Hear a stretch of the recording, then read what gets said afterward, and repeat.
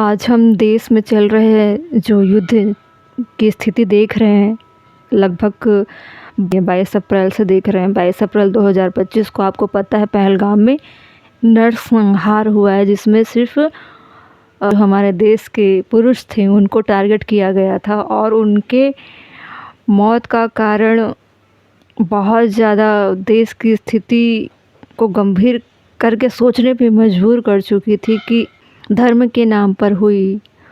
और सरकार को एक खुली चुनौती दे दी गई कि जाकर अपने प्रधानमंत्री से कह दो कि हमने ऐसा किया है।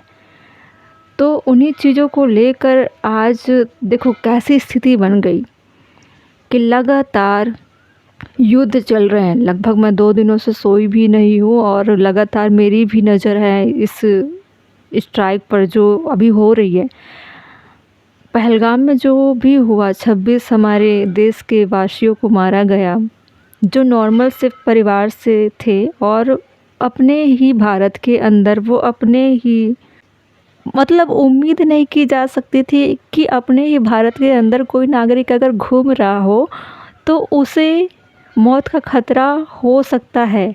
ठीक है, तो मैं इसी के बेस्ड पे आपको कुछ एक छोटा सा इन्फॉर्मेशन दूंगी। वैसे भी आपको बहुत सारी चीज़ें पता चल चुकी है ऑपरेशन सिंदूर को लेकर, लेकिन हम थोड़ा सा ब्रीफ में चीज़ें देखेंगे जो अब ऑफिशियली तरीके से सारी चीज़ें रिकॉर्डेड हो चुकी है। ठीक है, ऑपरेशन सिंदूर 2025 में भारत और पाकिस्तान के बीच गतिरोध का भाग देखेंगे मैप के थ्रू।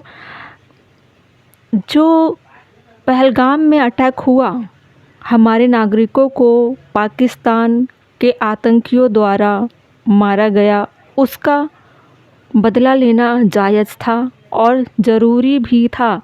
कोई भी आतंकवाद का संगठन हमारे भारत में घुस आए और हमारे नागरिकों को मारकर खुली चुनौती देकर चला जाए कि जाकर बता देना कि हमने ऐसा किया है, वो भी धर्म के नाम पर।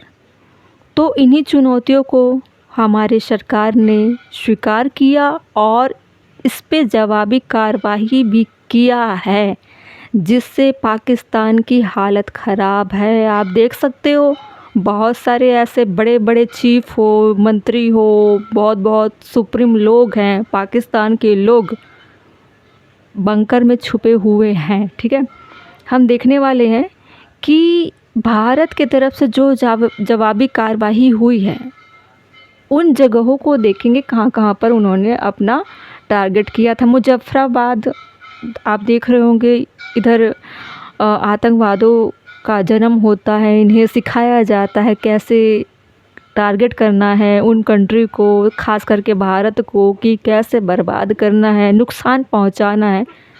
तो मुजफ्फराबाद में बहुत सारे ऐसे स्ट्रेटजी बनाए जाते हैं कि भारत को नुकसान कैसे पहुंचाया जाए।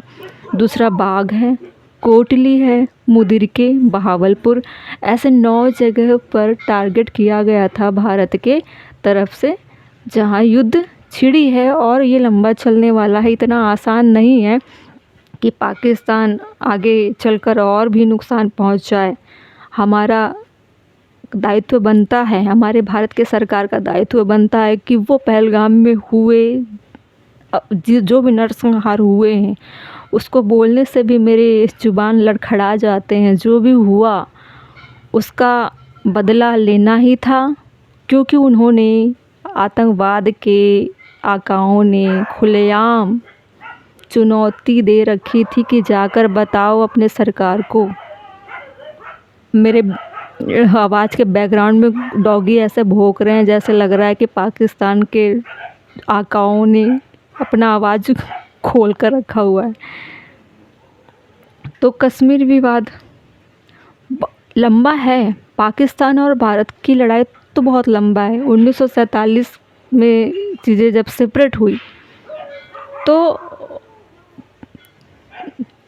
देखिए, इसमें हम देख सकते हैं ऑफ़िशियल तरीके से रिकॉर्डेड हो चुकी है सारी चीज़ें। अब आप विकिपीडिया पे सारी चीज़ें डिटेल आप देखोगे कि लड़ाई कैसे-कैसे चल रही है, कैसे-कैसे ख़त्म हो रही है, उसकी अपडेट आप ऑफ़िशियल तरीके से देखोगे। यूक्रेन, इज़राइल जैसी चीज़ें आप देख रहे थे ना लंबा चला, वैसे ही पाकिस्तान और भारत की लड़ाई चलने वाली है।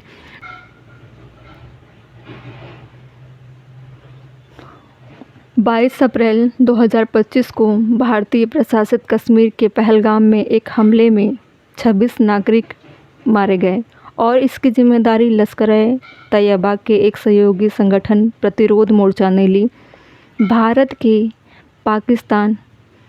ने पाकिस्तान पर हमले का समर्थन करने का आरोप लगाया, जिसका पाकिस्तान खंडन करता है। भारत ने पाकिस्तानी राजनयिकों को निष्कासित कर दिया।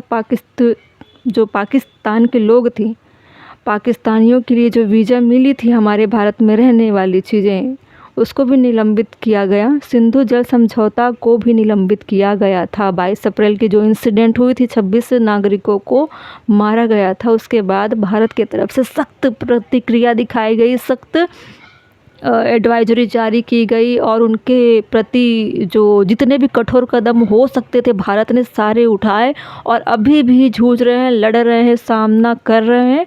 भारत पीछे हटने वाले नहीं है। भारत को इस बात का डर है कि ज़्यादा नुकसान पाकिस्तानी वालों को ना पहुंच जाए।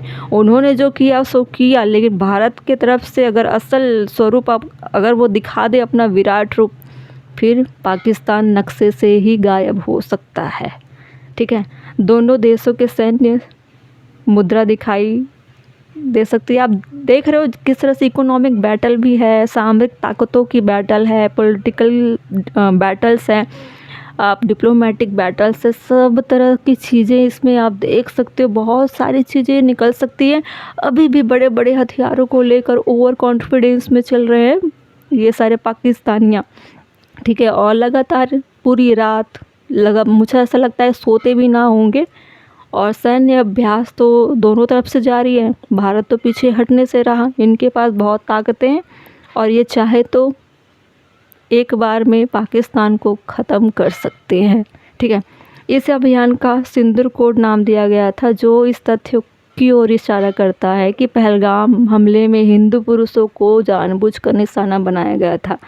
उनकी पत्नियों को बख्श दिया गया था ताकि वो भारत में आकर अपने सरकार के सामने गिड़गिड़ाए और बोले कि हमें मार दिया गया, हमसे हमारा धर्म पूछा गया और ये बोला गया कि जाकर अपने प्रधानमंत्री को बता दो कि हमने ऐसा किया है।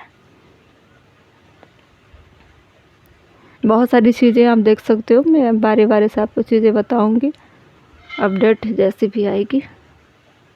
आप देख सकते हो कि 6 मई को जिस तरह से स्ट्रेटजी बनाई गई थी, भारतीय सशस्त्र बलों ने ऑपरेशन सिंदूर शुरू किया था, जिसमें पाकिस्तानी प्रशासित कश्मीर, मुजफ्फराबाद और कोटली और पाकिस्तान के प्रांत पंजाब, बहावलपुर के 6 स्थानों को लक्षित किया गया था। अभी तक भारतीय सैन्य अपनी सीमा के अंदर रहकर ये सारी चीज़ें कर रहे हैं और जवाबी कार्रवाई कर रहे हैं। ठीक है, किसी भी तरह का कोई उल्लंघन दिखाई नहीं दे रहा है और भारतीय सैन्य की तरफ से ये भी बताया गया कि उन्होंने अटैक किया, 9 जगहों का टारगेट किया था, लेकिन वो सिर्फ उन जगहों पर था जहां पर आतंकियों को पाला पोसा जाता है, जहां पर नए नए आतंकी जन्म दिए जाते हैं, उन्हें तैयार किया जाता है ताकि वो भारत को नुकसान पहुंचा सके। ऐसे जगहों पर टारगेट किया गया था ताकि उन्हें जड़ से ख़त्म किया जाए।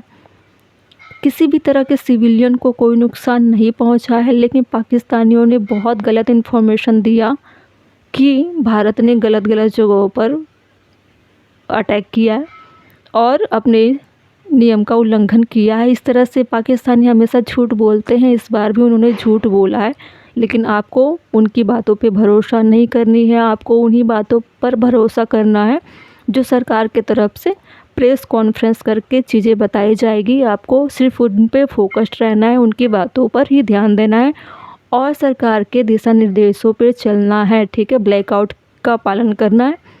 जो भी क्रिटिकल और जो भी सेंसिटिव एरिया है, स्टेट है भारत के अंदर, उसके तरफ सैन्य और सरकार का बहुत ही नज़र है, सर्विलांस में उन्होंने रखा है कि हमारे भारतीयों को, नागरिकों को किसी भी तरह का नुकसान ना हो।